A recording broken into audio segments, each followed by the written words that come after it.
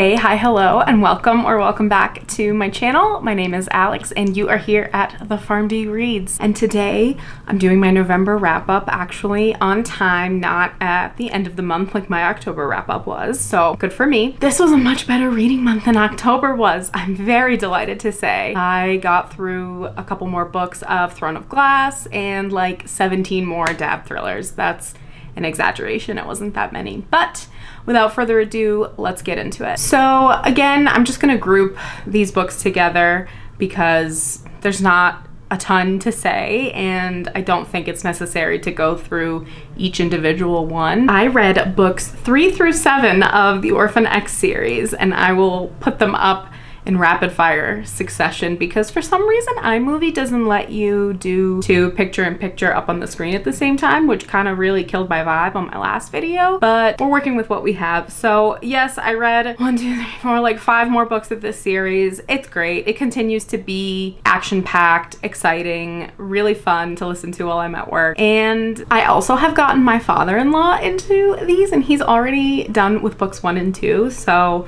it looks like me and my recommendations are succeeding yet again. You should read books that I read because they're good. But yeah, this is just a really fun series, and I'm currently reading when I'm filming this. It's October. Oh boy. Ooh. I'm filming this on December, not October. Filming this on December 3rd. And currently I am listening to book 8, and I think I only have one more book until like the series is stopped, and then the next book comes out I believe in February, book 10. So I'm very excited that I have chosen a series that actually has more books coming out in real time, and I'm not gonna have to reread any of these because there's not really a plot. There are some threads that run throughout, for example, like an on-again, off-again romance that he has, or like one of the other orphans that he's worked with in the past has come in and out throughout the books. But if you read book 1 and then you read book 7 or book 3 or book 5 or whatever your library or however you get your books provides it to you, like it does not matter the order that you read them in, they're just fun and kitschy, and it's literally John Wick in a book in my ears at work. It's delightful. Highly recommend for your dad thriller season as well. Speaking of dad thrillers, I also continued on with the Will Trent series by Karen Slaughter. I read Undone and Broken, and again, rapid fire succession on the screen, so my apologies. It's iMovie, it's not me. These are also really fun. I don't think I've talked about books 1 and 2 in any other videos, again, because there's not a ton to say about them. They follow our main character, Will Trent, who is an agent with the GBI, which is the Georgia Bureau of Investigation, and most of the books take place in the greater, Atlanta area. Pretty early on in the series, we find out that Will has dyslexia, and he has been navigating the world of policing with his disability for many, many years since he got out of the foster care system. And it's really, really wild to watch this super smart guy solve these crimes, and they're all, they're always like really gruesome murders. If you've ever read anything by Karen Slaughter, her last name is spot on because she loves some gore in her crime thrillers. But I love Will. I think he's a really lovable character. He's described as this like really big, lanky, like 6 foot something ordinary guy, and he wears a 3-piece suit all the time even though he lives in like sweltering Georgia, and he just sounds like a southern gentleman, and he is illiterate and he is able to accommodate himself without a lot of people knowing. And the books just follow him solving, like I said, murders and crimes, and they're really fun. Again, dad thriller era. These I've been reading on my Kindle, borrowing from Libby, and I highly recommend. If you haven't read anything by Karen Slaughter, I even more so recommend you read Pretty Girls because that shit was insane. Check your trigger warnings because it's very violent. There's child abuse, there's cheating, there's obviously really gruesome murders and mutilation and SA and things like that. So, but for, if that's something that you're interested in, I do highly recommend that book. Again, same thing. I'm grouping these together even though I could probably talk about them ad nauseum individually for hours and hours and hours, but it is Crown of Midnight and Heir of Fire by Sarah J. Maas. I am very slowly making my way through TOG because I've never read these. I have read Crescent City twice, and I have read ACOTAR all the way through once, but the first 3 books up to A Court of Wings and Ruin I have read through a couple of times, and really enjoying my first read through of TOG. If I had to tier rank SJM series for me currently, it would be Crescent City, Throne of Glass very closely, and then actually ACOTAR, number 3 for me personally. And I think that's because I find Selena to be so much more badass than Feyre. And the only reason that like I don't put ACOTAR completely down at the very bottom, like further, you know, like it's and these two series are great. I just finished A Court of Silver Flames, and Nesta is the baddest bee ever. I absolutely loved it. I devoured it. I will be talking about it later on because I did not finish it in November. I tried really hard. I ended up finishing it yesterday, so I'm filming this on the 3rd. I finished it December 2nd. But anyway, wow, you get a lot of huge reveals in these books. You get a ton more action, and the politics I think are really great. I think the politics in TOG are superior actually to the other 2 series, and I'm having a lot of fun finding little Easter eggs and SJM multiverse things. I don't know if I'm just making them up because I want them to be there or because they're really there, but I have theories, and if you're interested, at me. But yeah, these are phenomenal. I definitely plan on reading Queen of Shadows pretty soon. It's on my 10 Before the End, which is my next video I am hoping to film. One of my friends told me that Crown of Midnight was meh, but then Heir of Fire got really good. I actually found both of these to be unputdownable. I was like just absolutely devouring. In fact,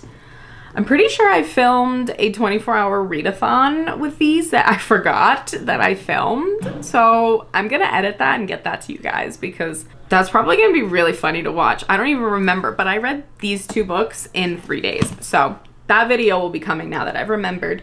But yeah, I am absolutely simping for this. I can't wait. I absolutely made the right choice with these UK black matte with the neon colors. Like, could we be any more me? I don't think so. Loving it. Selena, my girl. Yeah, I don't know though.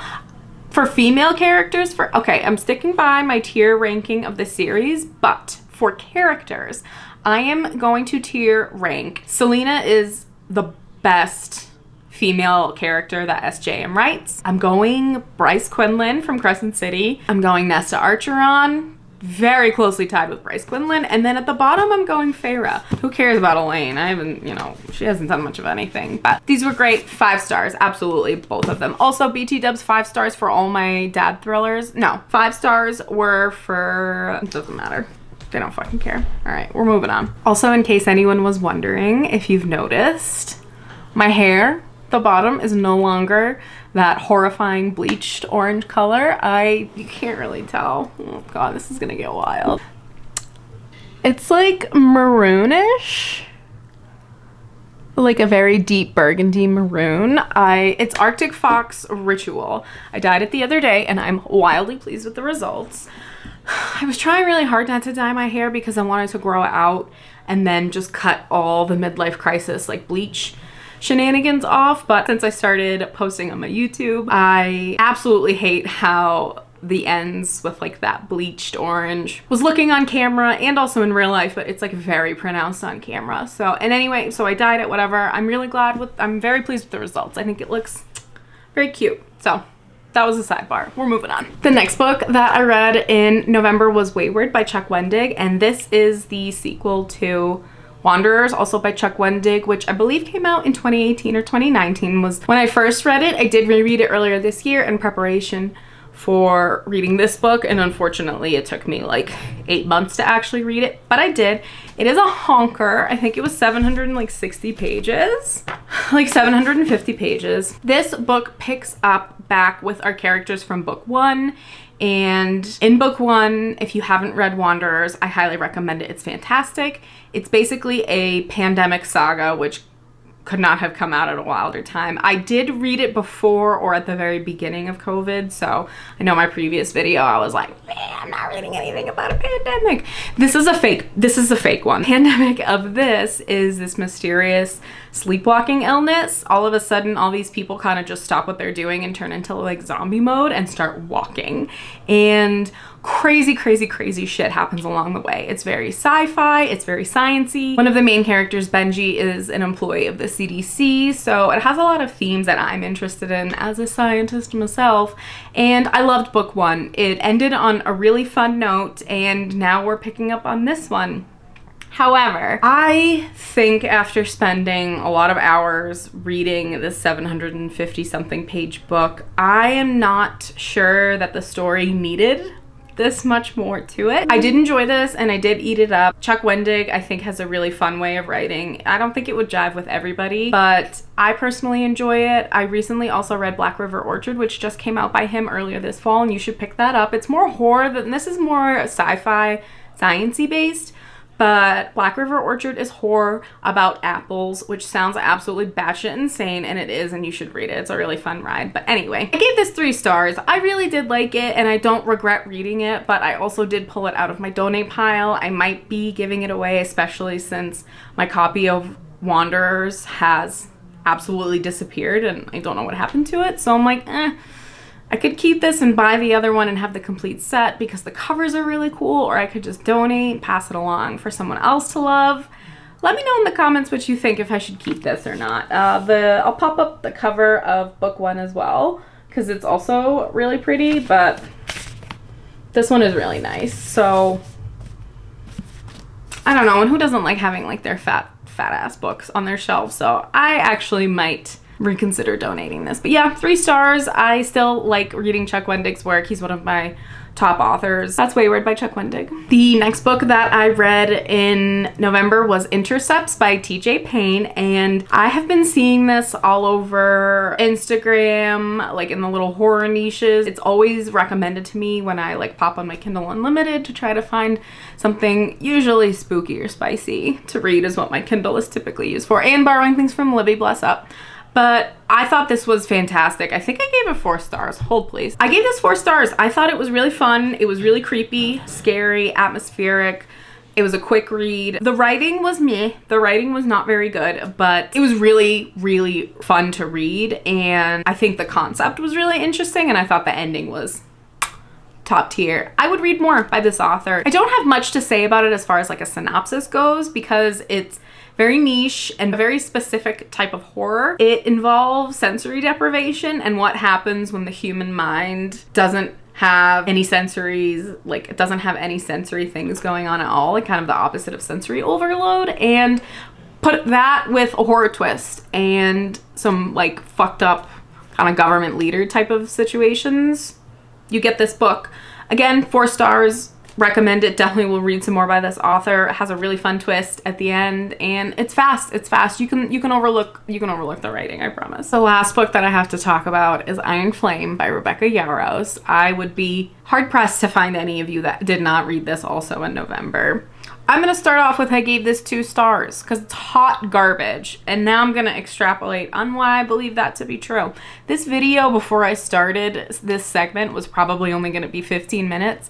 Now I'm probably gonna ramble and rant about how much I didn't like this for another 15 and make it long. So get your cozy drinks and your snacks because we're gonna be in it now. I loved Fourth Wing. I could not get enough. I read it in like one day when it came out. I thought it was fantastic. It was so fun. The dragons were great. Violet was great. The romance was great. Xaden was great. This took everything good that Fourth Wing gave you and went and like dropped it on your head. She said, I just want to get this book out in the next 5 months and ride this like cash train until, you know, while I can. I don't know. I need to calm down. I'm being aggressive. I just strongly believe that the author, in all her good intentions, was riding the high of having this incredibly well-selling, like rocket shoot to the top. It's everyone's favorite book. And she's capitalizing on that, and I can't blame her for that. The girl's making her money. That's delightful. I think it's unfair to the fandom that you created to very quickly like rob us of what we were looking for. I don't think I have an unpopular opinion. I have seen about 50-50. People either love this or they didn't like it at all. I still gave it 2 stars because it was still fun to read, and I still did enjoy Violet and Xaden's romance, but I would like to quickly address the reasons that I didn't like it. Number 1, Violet turned into this like simpering, like mushy bag of bones that no matter how much you beat the shit out of her, Nothing bad ever happened. She always like escapes by the skin of her teeth. Someone's always there to get her out of it. And it's like, you played her up to be this like badass bitch with a disability in book 1, and she just whined for the whole 400, how long is this? 570 something pages, 595, 600? Oh my God, yeah, it was. Over 600 page book. And I just felt like nothing happened as well. I didn't care for Violet. I didn't care for the storyline. I didn't want to hear about all the bullshit they were doing at school. Like, I wanted some more badass things, and I felt like I didn't get that. Xaden was barely in this. I understand because now he's the sergeant or whatever he is, and he's out fighting on the front lines. He graduated from Bascaeth. Like, I get that. But it was so much introducing side characters to just kill them off. So many plot points that were extrapolated for pages and pages, if not chapters. For example, the constant argument about trust between Violet and Xaden. Tell me you love me. Ew, make me ask you questions. Holy shit, guys. Come on. Just do what we asked you to do and quit your bitching. Like, it just felt so whiny. And I actually think that this one read incredibly more YA than even the first one did. The spice I found in this one to be A, non-existent, B, not that good, a little cringy, and finally, the language. She uses phrases like hot minute, in my era, things like that. I just do not think belong in this because you're, I think, trying to give this medieval Game of Thrones, dragons type of a setting, magical school, and then you're throwing in these phrases that why would these kids know this? They don't live in like Denver, Colorado, United States. They live in Bascaeth in Navarre, like a made up place. Why would they know the phrase hot minute? And like, I know that you're supposed to suspend your reality, but I just think that the environment and the setting that I picture in my brain when I read this doesn't match the language that the characters are using. And that's just my opinion. All y'all on Instagram that were like, the ending is, wow, the ending, oh my God, I'm deceased. The ending was shit. Who cares? Who cares what happened to him? You know? And also, why? I know that this shit has been rambling on for so long, and I apologize. Why in the hell did y'all bring back Jack Barlow to talk about how nice he was being to everyone, to have him turn on Violet, to have him end up right next to Xaden, and they're kind of really gonna maybe be compatriots in the next one? What was that character development for, if you even want to call it development? What was the point? I don't know. There was just so many things that didn't make sense about this. So many plot points that I didn't care about. And then plot points that I would have cared about that she completely skipped over. For example, there is, I saved it, a line in here. I'm going to put it up here because I screenshotted it. There's a line about something or other, in the next week, Andarna learns how to breathe fire, and Sawyer discovers a 300-year-old passage that definitely tells us that more than one wordstone was created. What? What? You just dropped this huge plot point, like about how you're learning about the wardstones in this one sentence, and then you just move on, okay? It was a lot of that for me. And lastly, this gets 2 stars. I don't know if I'm going to continue on in the series. I don't know if I care enough. I was also very frustrated with the pre-ordering situation. I'm not sure if I've talked about it, but I was one of the ones that, like, my edges showed up. First, they showed up black on Amazon, and then they showed up white, so I didn't know what I was going to get. And in my opinion, if I pre-order something, I should get it the day that it's released, if not sooner. I don't know, maybe that would be cool. And I got this like 2 or 3 days after everyone else did, and some people had already finished reading it and were posting like spoilery things on Bookstagram. So I think this was hyped up too much. I think it needed a little bit, if not a lot more editing, and I think it needed more time being written. And 3 more books of this story? Holy shit, and they're all so long. This has 50,000 more words than A House of Earth and Blood, which is Crescent City book 1, and that shit is fat as hell. Why? I couldn't tell you one thing that happened in this that was like, that I remember or was cool or good. I just remember all the things I didn't like about it. So 2 stars for Iron Flame. Goodbye. And that's my November reading wrap up. Thank you so much for joining me. I hope you will consider liking this video and subscribing to my channel. I have a lot of fun things planned for the rest of the year and even more planned for 2024. Let me know in the comments if you've read any of these books, if you're interested in any of these books, how you felt about Iron Flame. I love a little controversy. As long as we're all respectful to each other in the comments, and I can't wait to see you in the next video. Good night.